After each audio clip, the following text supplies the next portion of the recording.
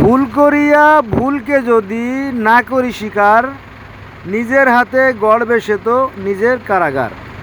বন্ধুরা, এই যে দেওয়াল দেখতে পাচ্ছেন, এই দেওয়ালের পাশে কিন্তু একটা ড্রেন করা আছে, যেখানে রাস্তার পানিগুলো জমবে এবং গর্ত করা আছে, সেখান থেকে নদীতে পানি নেমে যাবে, কারণ এই দেওয়ালের পিছনে বুড়িগঙ্গা নদী।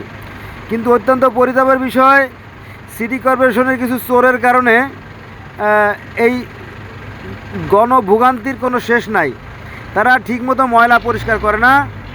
ময়লা পরিষ্কার না করার কারণে এখানে ময়লা জমে ময়লার পাহাড় হয়ে গেছে।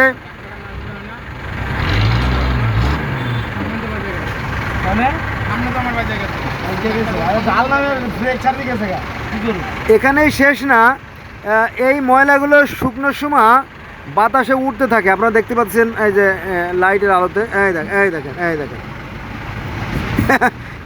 এখানে এখানে কোনো সভ্য মানুষ টিকতে পারে না। ফলে আমাদের দেশে 2-4 জন যা ভদ্রলোক আছে, তারা তাদের ছেলে মেয়েদেরকে স্টুডেন্ট ভিসা দিয়ে বিদেশে পাঠায় দেয়, যা বাবা পালা এখান থেকে।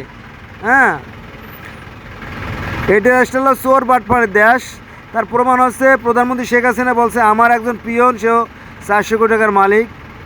তো পিয়ন যদি 400 কোটি টাকার মালিক হয়, তাহলে তার ড্রাইভার 16,000 কোটি টাকার মালিক। তারপরে সচিবরা তো লক্ষ কোটি টাকার মালিক। আবার বঙ্গবন্ধু একই কথা বলে গেছেন যে আমি পাইছি চোরের খনি। আবার মানে প্রধানমন্ত্রী শেখ হাসিনা একটা পয়েন্ট, বঙ্গবন্ধু 2টা পয়েন্ট, এবং তৃতীয় মোস্ট ইম্পর্ট্যান্ট পয়েন্ট হচ্ছে আপনার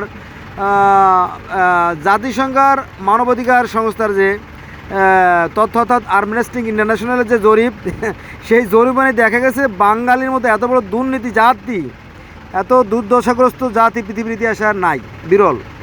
হ্যাঁ, এটা কিন্তু আমাদের কর্মফল, আমাদের পাপের প্রায়শ্চিত্ত। আল্লাহ পাক কোনো না কোনোভাবে মানুষের শাস্তি দেয় আর কি। এই দেখেন,